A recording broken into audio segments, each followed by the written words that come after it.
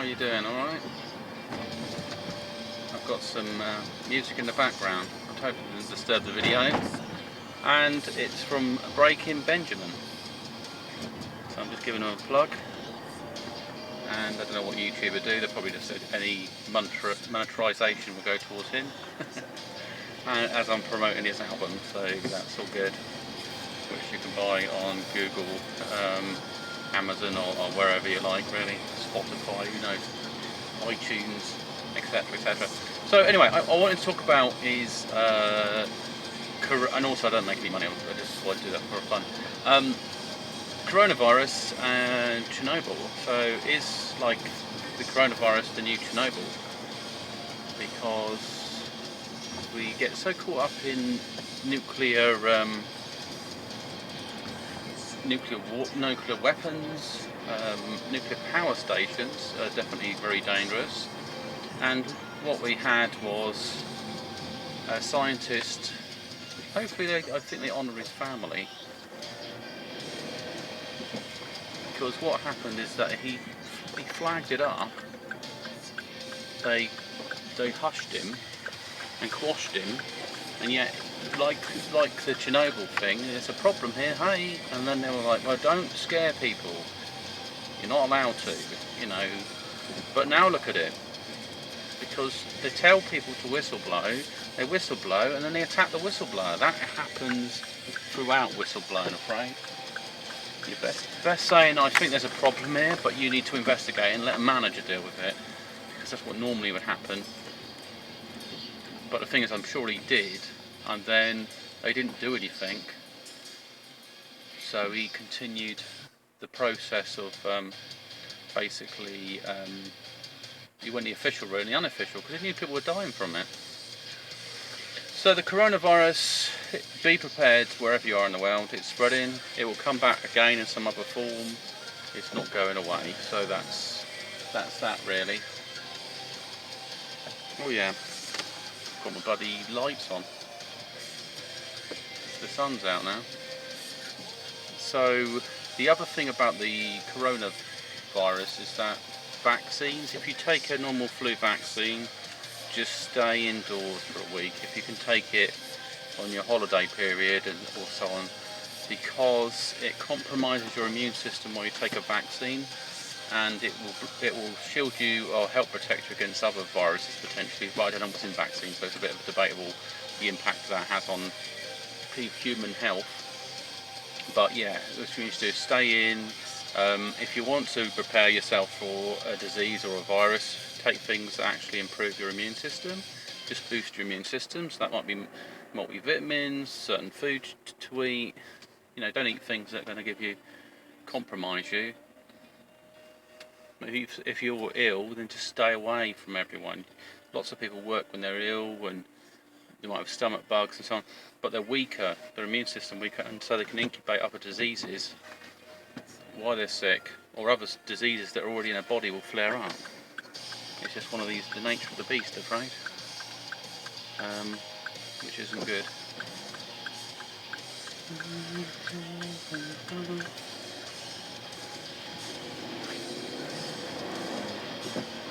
Bang on, we're on it now. So yeah, that's my advice. Fasting is very good for dealing with disease control, because there's less hand to mouth ratio, touching your food, eating, stuff like that. So you can make sure you cleanse your hands properly before you eat. You can make sure your utilities and other things are cleaned properly. You know, some people do share cups and other things of food they touch, and that's not always the right thing to do.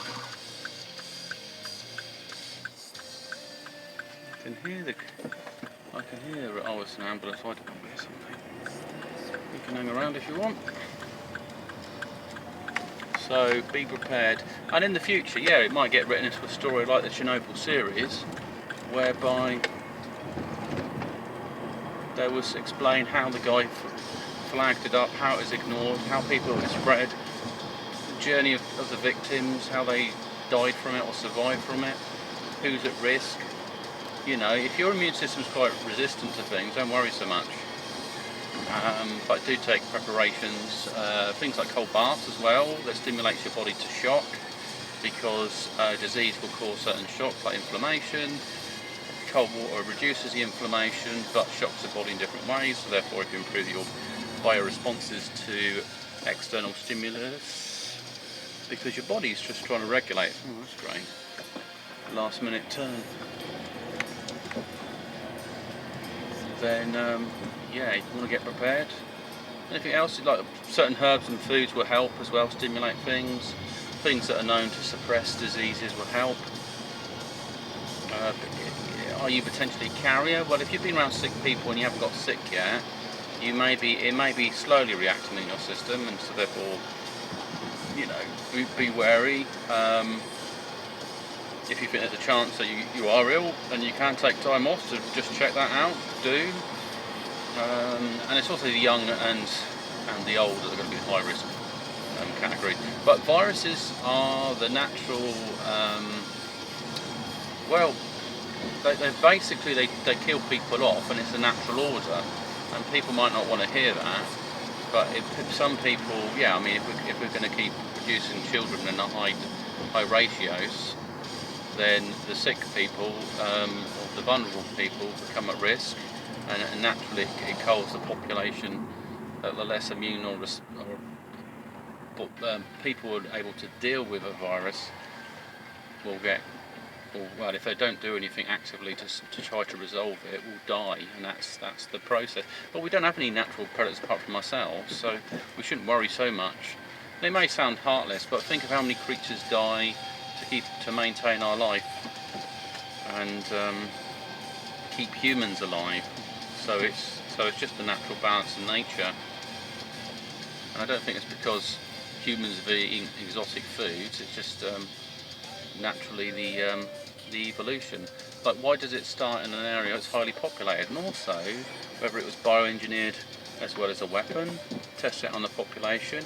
I mean, the economy of China has been growing quite big, and it has been a threat to the US.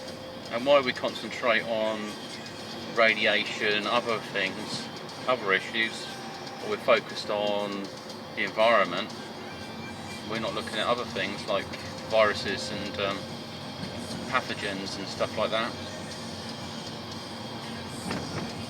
and our natural relationship with pathogens. We should be exposed to them so the body understands them. We shouldn't need to have them as a vaccine. We should actually be exposed to some of it through our food. Because when you cook it, you break down and kill off things in there. You break down poisons that the plant might produce, and so your body gets exposed to a lower level and therefore adapts to it. A bit like deadly nightshade family and potatoes. You know, some people can eat a raw potato, others just get their runs because their body can't deal with it. That's the thing. Anything else on the corona? So yeah, just have to. It's about health management. You need to just get a thing into the health management. Some places at high risk, especially if you've got the flu, don't go to the gym. Crumbs, you've got everyone ill there. And other places at high risk, if you go to public toilets. I mean, you can eat out, but just be careful. Make sure you cleanse yourself. Bring your own knife and fork. That would be perfect. Little case and get out a silver knife and fork. Yeah. Well, it sounds nuts, but if you brought your own knife and fork, at least you know you've cleaned it properly. It hasn't gone to a kitchen with loads of other cutlery. And then take it away with you. I mean, I know some people, they brush their teeth in the daytime. Bring a toothbrush. Just a bit more of an OCD thing. But maybe for good reasons, I don't know. So yeah, anyway, I think that's it for this video, and I'll leave you to it, and we will speak again. Bye!